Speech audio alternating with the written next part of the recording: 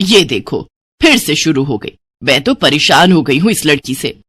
क्या हुआ माँ, क्यों इतना गुस्सा कर रही हो? गुस्सा न करूं तो क्या करूं? हाँ, कब से आवाज लगा रही हूँ, लेकिन इन मैडम को एक बार में सुनाई कहाँ देता है। ओहो माँ, आप ही देखो ना, मैंने कितना सुंदर डिजाइन बनाया, बस इसी में ध्यान लगा था मेरा, शायद इसीलिए आपकी आवाज सुनाई नहीं दी होगी। अच्छा बताओ क्या काम है, मैं ये बाद में पूरा कर लूंगी। कुछ काम नहीं, खाने की थाली कब से लगा कर रखी है, अब महारानी को फुर्सत मिल गई हो तो चलकर खा लो।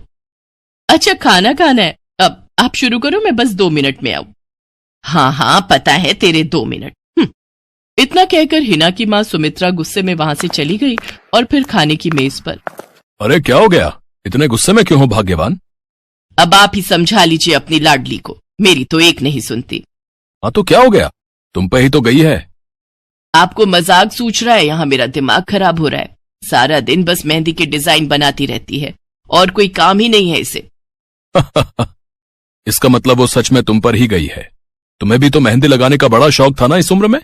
हाँ, पर मैं घर का सारा कामकाज निपटाने के बाद ये सब करती थी। अरे ये तो खाना पीना भी छोड़कर बैठी है। सुमित्रा अपने पति सुरेश से हिना की शिकायतें कर ही रही थी कि तभी हिना वहां आ गई। क्या बनाया माँ? खुशबू तो बड़ी अच्छी आ रही है। मिल गई तुझे फुर्सत? हाँ माँ, देखो ना मेरा आज का डिजाइन, पापा देखिए ना कैसा है। सच में डिजाइन तो वाकई बढ़िया बनाया है लाडो। ये लाडो बोल बोल कर आपने ही इसका दिमाग खराब करके रखा है। मेरी जान को कितना काम है पता है, ती जा रही है, मगर ये लड़की मेरी बिल्कुल मदद नहीं करती। ओहो, आज सिर्फ खरी खोटी ही सुनाओगी या कुछ खाना भी मिलेगा भाग्यवान? सुरेश की बात सुनकर सुमित्रा की हंसी निकल गई और उसे हंसता देख सभी लोग हंसने लगे। हिना अपने माता पिता की अकेली संतान थी। हिना को बचपन से ही मेहंदी के नए नए डिजाइन बनाने का बड़ा शौक था। वो कागज पर रोज कुछ न कुछ नया बनाने की कोशिश करती और फिर उसे अपने या अपनी माँ के हाथों पर लगाती। हिना के कॉलेज की पढ़ाई भी अब पूरी हो गई थी, तो अब उसके लिए रिश्ते आने भी शुरू हो गए थे। अरे सुमित्रा कहाँ हो, जल्दी आओ। क्या हुआ जी? जरा इस फोटो को तो देखो, कैसा है लड़का? दिखने में तो बहुत ही बढ़िया है। हाँ, वो कानपुर वाले फूफा जी है ना, उन्होंने बताया है इस लड़के के बारे में। अपनी हिना के लिए कैसा रहेगा? लड़का काम क्या करता है और परिवार में कौन कौन है? फूफा जी बता रहे थे कि कानपुर में इनका अपना कारखाना है, वहां ये अपना दोने पत्तल और डिस्पोजल वगैरह बनाते हैं। ये अच्छा पैसा कमा लेता है, फूफा जी की रिश्तेदारी में है। हाँ, पर उससे पहले ये फोटो एक बार हिना को तो दिखा दो, उसे लड़का पसंद आ जाए तभी बात आगे बढ़ानी चाहिए ना। अरे हाँ, ये भी सही कह रही हो। लाडो, ओ लाडो, अरे कहाँ है बिटिया? सुरेश ने फौरन जाकर कमल की फोटो हिना को दिखाई तो हिना को भी कमल पसंद आ गया। उधर कमल को भी हिना पहली ही नजर में भाग गई और इस तरह से कुछ ही दिनों में कमल और हिना की शादी खूब धूमधाम से हो गई। शादी के बाद कमल और हिना अपनी गृहस्थी में बहुत खुश थे। फिर एक शाम। ये क्या लिख रही हो हिना? लिख नहीं रही हूँ, मेहंदी का डिजाइन बना रही हूँ। अच्छा, पर कागज पर क्यों? प्रैक्टिस तो रोज ही करनी होती है ना, तो इसीलिए कागज पर डिजाइन बनाती हूँ।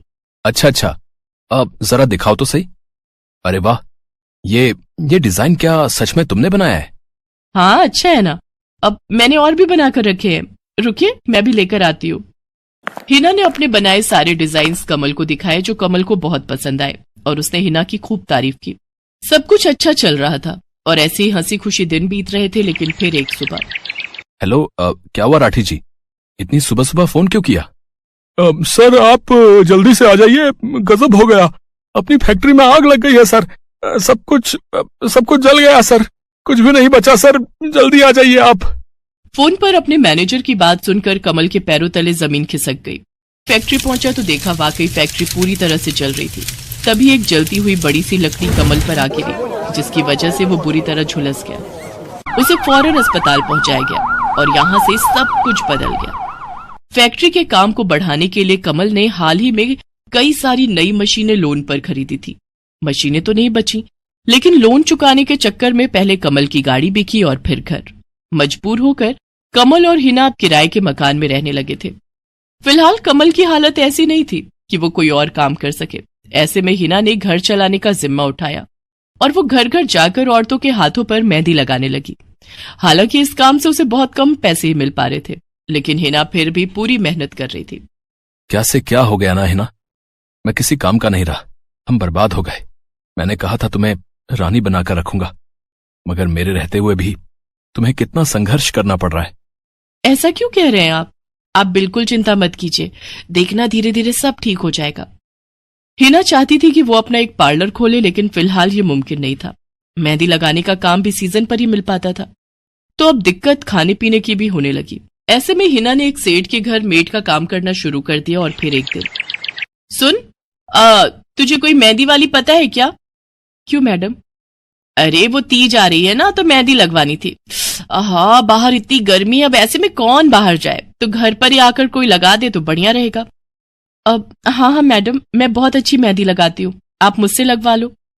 ना ना ना, अगर खराब कर दी तो? तीज की पार्टी है मेरे यहाँ, मेहंदी तो बढ़िया ही लगवानी है मुझे। मैडम आप बिल्कुल चिंता मत कीजिए, और रुकिए, मैं अभी आपको कागज पर मेहंदी का डिजाइन बनाकर दिखाती हूँ, फिर आगे आप ही तय करना। इतना कहकर हिना ने फौरन एक कागज लिया और कुछ ही देर में उस पर एक बहुत ही सुंदर मेहंदी का डिजाइन बना दिया। और फिर, अरे वाह, ये तो सच में बहुत सुंदर है, बिल्कुल नया और बहुत ही खूबसूरत डिजाइन है। अब तो ये डिजाइन मेरे हाथ पर भी सेम टू सेम लगा देगी ना?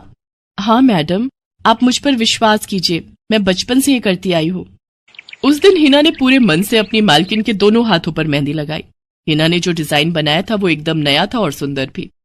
फिर अगले दिन, नमस्ते साहब, वो आपको कुछ? हाँ, मैं तुम्हारा ही इंतजार कर रहा था। ये कल शिवानी के हाथों पर तुम ही ने मेहंदी लगाई थी ना? जी साहब, मैंने ही लगाई थी। अब कोई गलती हो गई क्या मुझसे? नहीं नहीं, ऐसी कोई बात नहीं है, बस ये जानना था तुमसे कि मेहंदी का वो डिजाइन कहाँ से देखकर लगाया तुमने? कहीं से नहीं साहब, वो तो मैंने खुद से सोचा था, मैं कभी कहीं से देखकर डिजाइन नहीं बनाती। अच्छा, अगर ऐसा है तो जरा ये कागज और जरा इस पर एक मोर की थीम पर बेस्ड एक डिजाइन बनाकर दिखाओ, पर याद रहे डिजाइन बिल्कुल नया होना चाहिए। जी साहब, बस 2 मिनट दीजिए। हिना ने बस कुछ मिनटों के अंदर वो करके दिखा दिया, जिसे देखकर उसका मालिक साहिल मल्होत्रा हैरान रह गया। वाह, सच में कमाल है ये तो। अब तुमने डिजाइनिंग सीखी है क्या कहीं से? नहीं साहब, सीखी तो नहीं, लेकिन मुझे बचपन से ही शौक है मेहंदी लगाने का, तो बस इसीलिए। समझ गया। देखो हिना, तुम्हारा हुनर लाजवाब है और तुम्हें अपने इस हुनर को ऐसे बेकार नहीं जाने देना चाहिए। जी मतलब? तुम्हें पता है ना, मेरी फैक्ट्री में लेडीज कपड़ों के लिए कपड़ा बनता है, लेकिन काफी समय से मैं परेशान हूं क्योंकि सूट साड़ियों वगैरह के लिए मेरे पास नए डिजाइन की कमी पड़ गई है। लेकिन अब लगता है ये कमी नहीं रहेगी। बोलो, बतौर डिजाइनर मेरे लिए काम करोगी तुम? जी साहब, बिल्कुल करूंगी। ये हिना के लिए सपने के सच होने जैसा था। अब वो काम वाली बाई से एक डिजाइनर बन गई। वो साहिल की फैक्ट्री में बनने वाले कपड़ों के लिए हर रोज नए नए डिजाइन बनाने लगी, और इसके बाद साहिल के फैक्ट्री में बनने वाले कपड़े की डिमांड काफी बढ़ गई, और इसके चलते हिना को भी उसके काम की बढ़िया सैलरी मिलने लगी। हिना अब अपनी कमाई से न सिर्फ अपना घर खर्च चलाने लगी, बल्कि उसने शहर के बढ़िया डॉक्टर से कमल का इलाज भी कराया, जिससे कमल बहुत जल्दी ठीक हो गया और उसने भी काम करना शुरू कर दिया। पर इस सब में पूरा 1 साल बीत गया और एक बार फिर से तीज का त्योहार आया। देखिए तो कैसी लग रही हूं मैं? बिल्कुल चांद जैसी लग रही हो। हिना ने नई हरे रंग की साड़ी पहनी हुई थी, जो उसने खुद डिजाइन की थी, और वाकई वो उसमें बहुत ही सुंदर लग रही थी। हिना, तुम सच में बहुत बहादुर हो। मैं तो उस हादसे के बाद उठकर खड़ा ही नहीं हो पाता, लेकिन तुमने सब कुछ ठीक कर दिया। तीज का ये त्योहार ही इसलिए है जी, मैं आपको कभी कुछ नहीं होने दूंगी।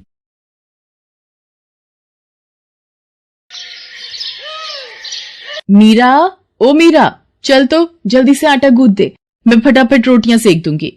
नहीं माँ, मैं नहीं गूंथ पाऊंगी, मैंने मेहंदी लगा ली है हाथ पर। क्या? सुबह सुबह तू फिर मेहंदी लगाकर बैठ गई? बड़ी मक्कार है सच में, काम में मदद ना करनी पड़े इसलिए जब देखो मेहंदी लगाकर बैठ जाती है। चल जल्दी से हाथ धोकर आ मेरे पास, मुझे काम पर जाने के लिए देर हो रही है। माँ, बस आज कर लो ना, देखो ना मैंने कितनी मेहनत से कितना सुंदर डिजाइन बनाया है। लेकिन जैसे ही उसकी नजर मीरा के हाथों पर पड़ती है, उसका गुस्सा पल भर में गायब हो जाता है। वो मीरा से कहती है, अरे वाह मीरा, तूने तो बड़ी सुंदर मेहंदी लगाई है। हाँ माँ, वो शांति दीदी ने मुझे एक किताब दी थी कल, उसमें बड़े सुंदर सुंदर डिजाइन बने हैं, बस उसी में से देखकर लगाई है मैंने। सुंदर है ना? हाँ बहुत सुंदर है।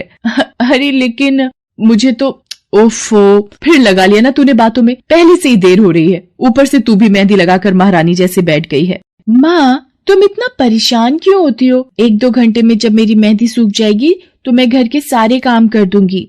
मीरा की बात मानकर कावेरी काम पर चली जाती है। वो एक बड़ी सोसाइटी के घरों में काम करती थी और इसी काम से कावेरी और मीरा का गुजारा चलता था। कावेरी के पति की कई साल पहले एक सड़क हादसे में मौत हो गई थी। तब से कावेरी पर ही सारी जिम्मेदारी थी। मीरा भी घर के कामों में उसका पूरा हाथ बटाती थी। मीरा को मेहंदी लगाना बहुत पसंद था। उसने अपने घर के पीछे मेहंदी के कई सारे पौधे लगा रखे थे, जिनका वो बहुत ख्याल रखती थी। वो अपने हाथों से मेहंदी के पत्तों को पीसकर अपने हाथों में लगाने के लिए तैयार करती थी। फिर एक दिन, मीरा, हमें इस जगह पर थोड़ी मोड़ी खेती कर लेनी चाहिए। ये मेहंदी के पौधों से कुछ कमाई थोड़ी ही हो रही है। खेती कर लेंगे तो कुछ पैसे ही बन जाएंगे। नहीं माँ, मेरे मेहंदी के पौधों को हाथ भी मत लगाना। बाजार से मेहंदी खरीदने के तो पैसे हैं नहीं हमारे पास। अब इन्हें तो रहने दो।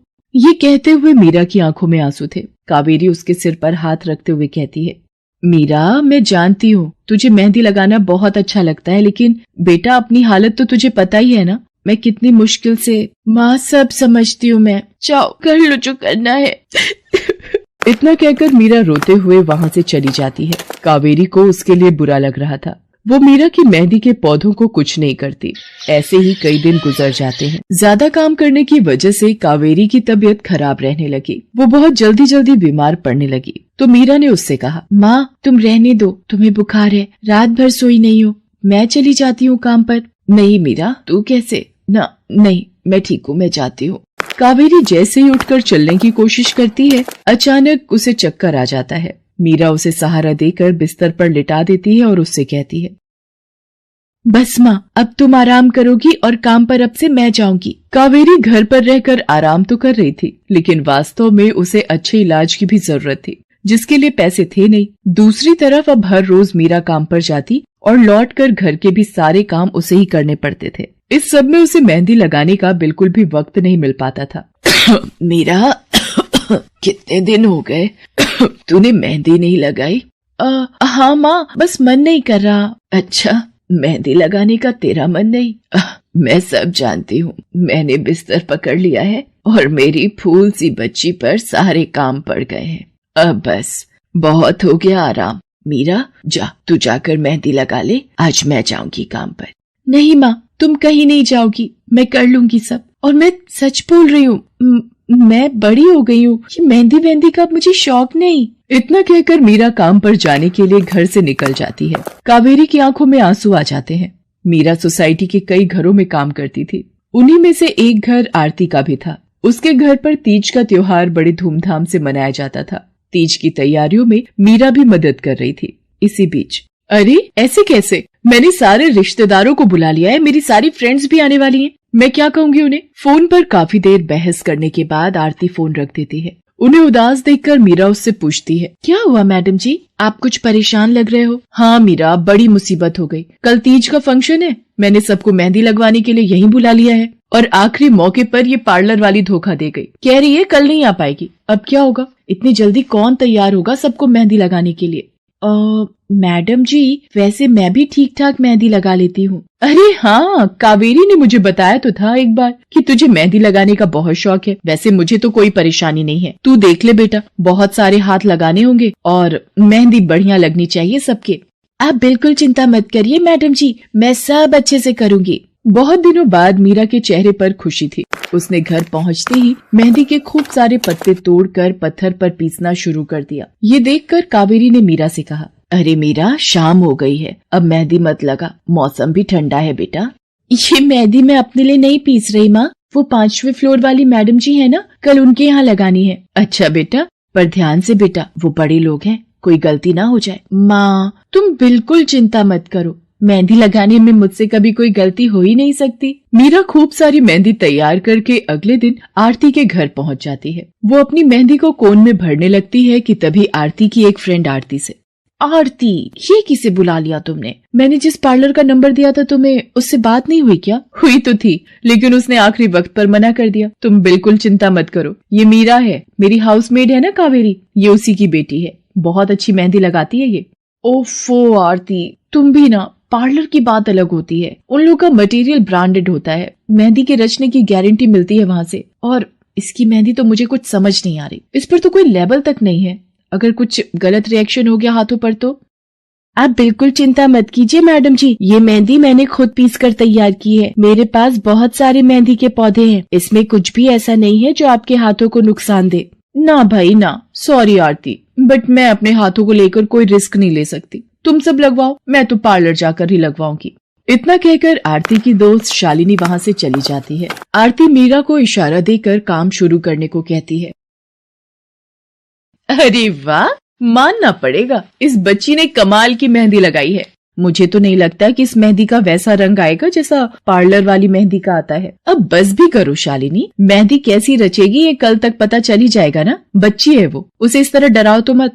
अरे मुझे क्या, मेरे हाथ कौन सा खराब होने वाले हैं, तुम ही लोग लगवाओ और तुम ही भुगतना। शालिनी गुस्से में वहाँ से चली जाती है। उसे पूरा यकीन था कि मीरा की मेहंदी रचेगी नहीं, साथ ही हाथों पर उसका गलत रिएक्शन भी हो सकता है, लेकिन जो हुआ वो इससे बिल्कुल अलग था। अगले दिन मीरा के घर पर। अरे मैडम जी, आप यहाँ? आपने तो आज काम पर आने के लिए मना किया था ना, मैं इसीलिए नहीं आई। हाँ, कल तुम कितना थक गई थी, इसीलिए मैंने आने को मना किया। मैं यहाँ तुम्हें काम पर बुलाने नहीं बल्कि किसी और काम से आई हूँ। अंदर नहीं बुलाओगी? अरे माफ कीजिएगा मैडम जी, आइए अंदर आइए। आरती को देखकर कावेरी भी बिस्तर से उठकर खड़ी हो जाती है। आरती के साथ उसकी दोस्त शालिनी भी थी। मीरा उन दोनों को पानी देते हुए कहती है, ये लीजिए मैडम जी, मेहंदी तो ठीक से रची ना मैडम जी? ये तुम्हें मैं नहीं शालिनी बताएगी। फिर शालिनी अपने हाथ मीरा की तरफ बढ़ा देती है। उसके हाथों पर कई जगह छाले पड़े हुए थे। ये देखकर मीरा उससे कहती है, अरे ये क्या हुआ मैडम जी? मैंने तुमसे मेहंदी नहीं लगवाई, उल्टा तुम्हारा अपमान करती रही,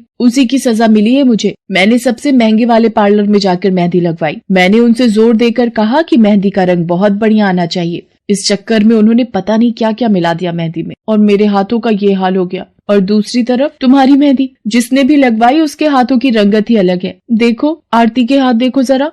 आरती ने अपने हाथ आगे बढ़ा दिए, जिन पर मीरा के हाथों से लगी मेहंदी का बहुत ही अच्छा रंग चढ़ा था। फिर आरती कावेरी के पास जाकर उससे बोली, बस कावेरी, ये झाड़ू पोछा और बर्तन बहुत करवा लिए तुमने मीरा से, ये अब वो करेगी जो इसे करना चाहिए। जी क्या मतलब मैडम जी? ये अब मेहंदी लगाएगी सबके हाथों पर। हमारी एक दोस्त का अपना ब्यूटी पार्लर है, उसे मीरा का काम और उसकी मेहंदी की क्वालिटी बहुत अच्छी लगी। वो मीरा को अपने यहाँ काम देना चाहती है, अच्छे पैसे भी देगी वो मीरा को, और तो और वहाँ रहकर मीरा पार्लर के दूसरे काम भी सीख पाएगी। आरती की बात सुनकर कावेरी की आंखों में आंसू आ जाते हैं। वो हाथ जोड़कर आरती का शुक्रिया अदा करती है। मीरा भी बहुत खुश थी। अब न सिर्फ वो अपना मेहंदी लगाने का शौक पूरा कर सकती थी, बल्कि अच्छे पैसे कमाकर अपनी माँ का इलाज भी करवा सकती थी। एक समय की बात है, केशवपुर नामक गांव में सरला नाम की एक बूढ़ी विधवा औरत अपने बेटा बहू के साथ रहती थी। सरला की बहू जया स्वभाव से बहुत बुरी थी। वो रोजाना सरला से बात बात पर लड़ती रहती थी। सरला का पति किशन शहर में मजदूरी करता था, इसलिए वो कभी कभी ही गांव आ पाता था। किशन शहर से घर खर्चे के लिए पैसे भेजता तो 2 लिफाफे भेजता, एक अपनी माँ के नाम और एक अपनी पत्नी के नाम। पर जया सरला के पैसे भी अपने पास ही रख लेती थी। ऐसे ही एक दिन, ये सरला देवी और जया जी के नाम के मनी ऑर्डर हैं। लाओ भैया, जल्दी से मुझे दे दो। ये सरला देवी के हस्ताक्षर करके ही उन्हें मिलेगा। माँ जी आराम कर रही हैं, लाओ मैं अंगूठा लगवा कर लाती हूँ। ए बुढ़िया, जल्दी से इस कागज पर अंगूठा लगा दे। भैया मनी ऑर्डर मुझे दे दो। जया सारे पैसे अपने पास रख लेती है और अपने और बेटे बिट्टू के लिए खाने पीने की चीजें खरीद लाती है। माँ बहुत भूख लगी है। ये देख मैं तेरे लिए कितने सारे पकवान लाई हूँ, पूड़ी, छोले, समोसे, कचौड़ी। चल हम दोनों मिलकर खाते हैं, मजा आ जाएगा। जया बहू, बहुत भूख लगी है, सुबह से कुछ भी नहीं खाया है। अगर थोड़ा सा कुछ खाने को मिल जाता तो। पता नहीं इस बुढ़िया को कितनी भूख लगती है, जब देखो हम माँ बेटे के खाने पर नजर लगाती रहती है। ये ले पकड़, आधी कचौड़ी दे रही हूँ, अब रात तक कुछ खाने को नहीं मिलेगा। और तुझे तो मैंने बोला था कि कपड़े धो देना, तेरे से अभी तक कपड़े नहीं धुले। ये कचौड़ी खाकर चुपचाप सारे कपड़े धो देना, नहीं तो मुझसे बुरा कोई नहीं होगा। बेचारी सरला कचौड़ी का एक टुकड़ा खाकर भला क्या पेट भरती। वो फिर से दोबारा काम पर लग जाती है। एक दिन किशन शहर से वापस आने वाला था। जया को पता था कि जब किशन सरला से पूछेगा कि वो उसे पैसे बराबर भेजता है तो उसे मिलते हैं या नहीं। ये बात सोचकर जया थोड़ा घबरा जाती है और वो सरला से कहती है, ओ बुढ़िया, अगर तूने अपने बेटे से कहा कि तुझे उसके भेजे हुए पैसे नहीं मिलते तो मुझसे बुरा कोई नहीं होगा। वो तो एक दिन रहकर चले जाएंगे, उसके बाद जो मैं तेरा हाल करूंगी ना, फिर तू देखती रह जाएगी। इसलिए अपने बेटे के सामने दुखड़े रोने की कोशिश मत करना। नहीं बहू, मैं किशन को कुछ नहीं कहूंगी। माँ, मैंने तुम्हें पैसे भेजे थे, वो तुम्हें मिल गए थे ना? अरे आप बिना कैसी बातें करते हो?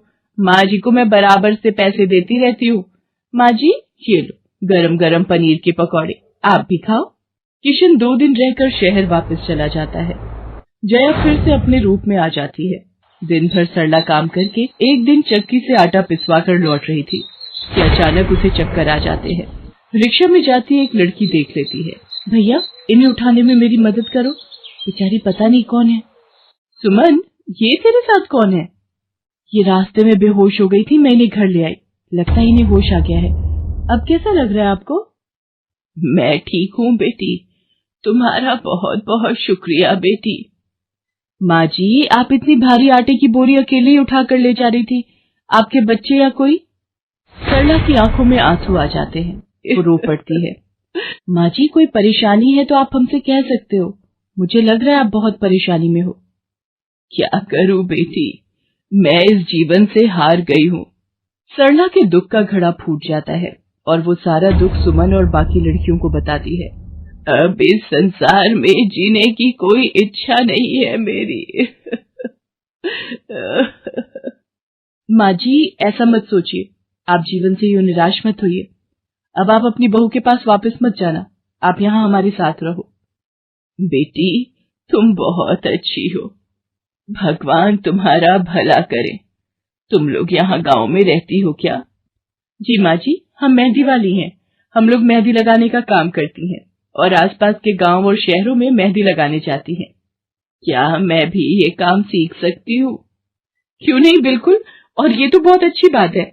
हमारे ग्रुप में आप भी जुड़ जाओगे, मैं आपको मेहंदी लगाना सिखाऊंगी। सरला अब उन लड़कियों के साथ ही रहने लगी और कुछ ही समय में वो बहुत अच्छी मेहंदी लगाना सीख गई। इधर जया सरला के कुछ दिन तक वापस न आने से घबरा जाती है। ये बुढ़िया इतने दिनों से कहाँ गायब है, मुझे तो कोई खोज खबर नहीं है। बिट्टू के बापू ने हम सबको अचानक शहर बुलाया है, वहां जाकर अब यही बोलना पड़ेगा कि बुढ़िया की तबीयत खराब थी इसलिए नहीं ला सकी। जया बिट्टू को लेकर किशन के पास शहर पहुंचती है। क्या हुआ जया, माँ तुम्हारे साथ नहीं आई? वो माँ जी की तबीयत कुछ ठीक नहीं थी, इसलिए मैंने उन्हें बोला कि वो गांव में ही रहें। बेकार में सफर करती तो उनकी तबीयत और खराब हो जाती। पर तुमने मुझे अचानक क्यों शहर क्यों बुला लिया? अरे वो हमारे सेठ जी की लड़की की शादी है, इसलिए उन्होंने बोला कि कोई ऊपर के कामों के लिए मिल जाए। मैंने सोचा तुम्हें बुला लेता हूँ, और माँ भी थोड़े दिन के लिए मेरे पास रह लेगी। चलो कोई नहीं, मैं तुम्हें मालकिन से मिलवा देता हूँ। देखो किशन, शाम को मेहंदी का समारोह है तो काम अच्छे से निपटाने हैं। जितने भी मेहमान आएंगे उनके स्वागत में कोई कमी ना होने पाए।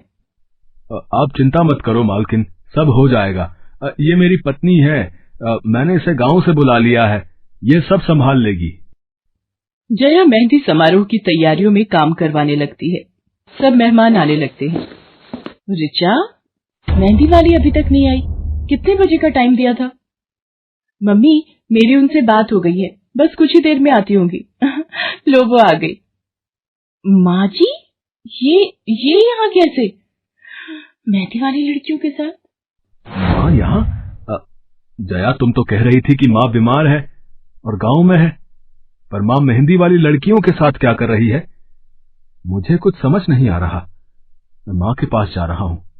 माँ, तुम यहाँ इन सबके साथ?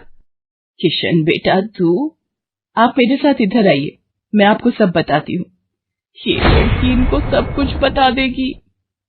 शायद आप नहीं जानते हैं, आपकी पत्नी ने आपकी माँ पर बहुत जुल्म किए हैं, इसीलिए ये बेचारी अपना घर छोड़कर हमारे साथ रहने को मजबूर थी। सुमन किशन को सारी सच्चाई बताती है। सरला की आंखों में आंसू आ जाते। किशन सबके साथ जब घर आ जाता है। जया, तुम्हें शर्म आनी चाहिए। तुमने मेरी माँ के साथ इतना बुरा व्यवहार किया। तुम्हारी वजह से मेरी माँ दर दर भटक रही है। अब तुम मेरे साथ एक पल भी नहीं रहोगी। बिट्टू को मैं पाल लूंगा। अभी के अभी अपने मायके निकल जाओ। ऐसा मत कहो, मैं आप लोगों के बिना कैसे रहूंगी। मुझे माफ कर दो, मुझे माफ कर दो, मेरे से गलती हो गई। माँ जी मुझे माफ कर दो। किशन बेटा, मैं किसी से भी नाराज नहीं हूँ। जया बहू को माफ कर दे। गलती इंसान से ही होती है बेटा। मैंने जया बहू को माफ कर दिया। किशन जी आप चिंता मत कीजिए, आपकी माँ जी अब हमारे साथ ही काम करेंगी। उस दिन के बाद जया ने अपना व्यवहार बदल लिया। सरला ने मेहंदी लगाना नहीं छोड़ा। वो अपनी मेहंदी लगाने के काम को करती रही। जया को अपनी गलती का एहसास हो गया था। अब वो भी सरला की बहुत देखभाल करती थी। संध्या की बुआ जो कि दिल्ली में रहती थी, वो उसके लिए एक अच्छे घर का रिश्ता लेकर आई थी। देखो भैया, मेरी इतनी जान पहचान तो नहीं है लड़के वालों से, पर इतना जानती हूँ अड़ोस पड़ोस में कहीं पूछोगे तो लोग अच्छा घर ही बताएंगे। ठीक है सुमन, अगर तुम कहती हो तो लड़के वालों को एक बार बुला लेते हैं। अब संध्या भी लड़के को देख लेगी। संध्या की बुआ लड़के वालों से अपने तरीके से बात कर लेती है और कुछ दिनों बाद संध्या की शादी विपुल नाम के लड़के से हो जाती है। पता नहीं इस काम वाली को छुट्टी लेकर गांव अभी जाना था। उसे पता था शादी वाला घर है, नई नवेली दुल्हन आएगी तो घर में 100 काम होंगे, फिर भी बिना बताए गांव निकल गई। अब मैं दूसरी काम वाली इतनी जल्दी कहाँ से ढूंढूंगी। राजेश्वरी, एक प्याली चाय दे दो तो बड़ी मेहरबानी होगी। सुबह से एक प्याली चाय भी नहीं मिली है। तुम्हें तो जब देखो चाय पीने की पड़ी रहती है। पता भी है एक बर्तन नहीं है धुला हुआ जिसमें तुम्हारी चाय बना दूं। ढेरों बर्तन रसोई में पड़े हैं झूठे। माँ मैं कॉलेज जा रही हूँ, तुम मुझे ये मत कहना कि मैं छुट्टी कर लूं और तुम्हारे साथ घर का काम करवाऊं। मेरा आज बहुत बड़ा प्रोजेक्ट सबमिट होना है, इसलिए मैं तो कोई काम नहीं कर सकती। ये लो, अब इसे भी अभी कॉलेज जाना था। अब मैं क्या करूं, कुछ समझ नहीं आ रहा। संध्या की सास राजेश्वरी अभी काम वाली को लेकर परेशान हो ही रही थी। तभी संध्या राजेश्वरी की सारी बातें सुन लेती है और रसोई में जाकर बर्तन धोने लगती है। अरे संध्या बहू, तुम ये रसोई में क्या कर रही हो? हटो हटो हटो, ये झूठे बर्तन तुमसे थोड़ी करवाऊंगी। अभी तुम्हारे हाथों की मेहंदी भी नहीं उतरी। माँ जी आप परेशान मत हो, मैं थोड़ी देर में ही सारा काम निपटा दूंगी। आप अकेले इतना काम नहीं कर पाओगे। ठीक है, अगर तुम कहती हो तो मैं कोई और काम कर लेती हूँ। माँ पड़ोस में किसी से पता करो, शायद कोई और काम वाली मिल जाए। मैंने पूछा था पर अभी किसी भी काम वाली के पास समय नहीं है। पुलकित काम पर चला जाता है। संध्या सारे घर का काम करती है। अब तो रोजाना ही ऐसा होने लगा। काम वाली तो थी नहीं। संध्या की ननद पूजा सुबह होते ही कॉलेज निकल जाती और सास पैरों में दर्द के बहाने बिस्तर पर आराम करती। संध्या तो मानो घर के कामों में ही उलझ गई। एक शाम, माँ तुम बिल्कुल सही बहू ढूंढ कर लाई हो। बेचारी गरीब घर की है, इसलिए चुपचाप संस्कारी बहू की तरह घर के काम कर लेती है। अगर कोई पैसे वाले घर की लड़की बहू बनाकर ले आती तो वो पूरे घर को अपने इशारों पर नचाती और तुम और मैं बस बर्तन घिसते रह जाते। तभी तो मैंने इसकी बुआ को शादी के लिए हाँ कह दिया था। मुझे पता है ये गरीब घर की लड़कियां बड़ी सीधी सादी बहुएं साबित होती हैं। अब काम वाली गांव भाग गई। सोच ये ना होती तो कौन काम करता। राजेश्वरी, तुम दोनों माँ बेटी को तो संध्या बहू का शुक्रगुजार होना चाहिए। बेचारी ने आते से ही पूरा घर संभाल लिया। ऐसे ही दिन बीत रहे थे। संध्या सभी घर वालों की देखभाल का पूरा ध्यान रखती थी। एक दिन, क्या हुआ पुलकित बेटा, तुम इतने परेशान क्यों हो? और आज तुम ऑफिस भी नहीं गए? पापा मेरी नौकरी छूट गई है। कंपनी घाटे में चल रही थी, इसलिए उन्होंने मेरे जैसे बहुत से वर्कर्स को अचानक निकाल दिया। दिमाग खराब हो रहा है, गाड़ी की किश्त भरनी है, घर का लोन भी पूरा नहीं हुआ है। घर का खर्चा अब सब कुछ कैसे होगा, कुछ समझ में नहीं आ रहा है। पुलकित बेटा चिंता मत कर, अब कोई ना कोई रास्ता निकल आएगा। ज्यादा होगा तो कुछ दिनों के लिए मैं कोई काम कर लूंगा। पापा मेरे होते हुए आप काम नहीं करोगे, मैं कुछ सोचता हूँ। पुलकित दूसरी नौकरी को लेकर परेशान था। उसे कोई काम नहीं मिल रहा था। घर में पैसों की तंगी भी शुरू हो गई। पुलकित ने अपनी गाड़ी बेच दी। घर के लोन को लेकर वो परेशान था। 15,000 रुपए की किश्त उसे भरनी थी। तभी, भैया मेरे कॉलेज की फीस इस बार बहुत लेट हो गई है। मेरा आखिरी साल है, अगले महीने की 5 तारीख तक 12,000 रुपए फीस के भरने हैं। मैं कुछ इंतजाम करता हूँ। ऐसे खाली हाथ पर हाथ रखकर मैं नहीं बैठ सकती, मुझे कुछ सोचना होगा। पता नहीं, हो सकता है किरण ने बात कर ली होगी, पूछती हूँ। हेलो किरण, मैं संध्या बोल रही हूँ। तूने बात की फिर? पार्लर में जगह खाली है क्या? हाँ मैंने बात कर ली है। 12,000 रुपए महीना देंगी रविता मैम। बोल, तू हाँ बोलती है तो मैं बात कर लेती हूँ। ठीक है, तू हाँ बोल दे, कम से कम कुछ तो पैसे आ जाएंगे। संध्या पुलकित से पार्लर में मेहंदी लगाने की नौकरी की बात करती है। पहले तो वो मना करता है, पर संध्या उसे समझाती है। पुलकित, मैं जानती हूँ आप परेशानी के दौर से गुजर रहे हो। मैंने आपसे शादी के बाद हर सुख दुख में साथ निभाने का वादा किया था और आप परेशान मत हो, मैं घर और बाहर दोनों का काम एक साथ संभाल लूंगी। ठीक है संध्या, तुम कल से पार्लर में नौकरी के लिए जा सकती हो। अगले दिन से संध्या सारे घर के काम के साथ साथ पार्लर भी जाती और वहां पर पूरा दिन मेहंदी लगाने का काम करती और शाम के वक्त घर आती। संध्या बहुत मेहनत कर रही थी ताकि वो अपने परिवार की मदद कर सके। संध्या बहुत सुंदर मेहंदी लगाती थी। ये बात उसकी सास को तब पता चली जब उसने पार्लर में काम करना शुरू किया। संध्या को पार्लर में काम करते हुए 1 महीना बीत चुका था। पार्लर की मालकिन रविता भी संध्या के मेहंदी लगाने के काम को देखकर बहुत खुश थी। संध्या, तुम सचमुच बहुत मेहनती हो। पिछले 1 महीने में बहुत से क्लाइंट तुम्हारी तारीफ कर रहे हैं और अपनी फैमिली फ्रेंड्स की शादी या सगाई फंक्शन के लिए तुम्हें ही मेहंदी के लिए बुक करना चाहते हैं। और हाँ, ये तुम्हारी सैलरी 12,000 रुपए। बाकी ये तुमने ओवर टाइम भी शादी के सीजन में बहुत किया है, उसके 6,000 रुपए अलग से दे रही हूँ। थैंक यू मैम, आपने मेरे काम की इतनी तारीफ की। मैं तो बस भगवान की कृपा से मेहनत से करती हूँ। संध्या घर आ जाती है और 12,000 रुपए पूजा के हाथ में रखती है। पूजा, ये तुम्हारी कॉलेज की फीस के पैसे, तुम कल ही अपनी फीस जमा कर देना। भाभी, ये तो आपकी मेहनत की कमाई है, आप ये सारे पैसे मुझे दे रहे हो? नहीं नहीं भाभी। पूजा, तुम मुझे अपनी भाभी कहती हो ना, और भाभी तो माँ समान होती है, तो क्या तुम अपनी भाभी माँ के पैसे नहीं लोगी? तुम अपने भैया से भी तो लेती हो ना। फिर मेरे और अपने भैया में फर्क है, मैं भी तो इस घर का हिस्सा हूँ, इसलिए ये पैसे रख लो। मुझे माफ कर दो भाभी, मैंने ना जाने आपके बारे में क्या क्या गलत सोचा। पुलकित को भी दूसरी नौकरी मिल जाती है। अब संध्या और पुलकित दोनों मिलकर काम करते थे। राजेश्वरी और पूजा भी अब संध्या की घर के कामों में बहुत मदद करती थी।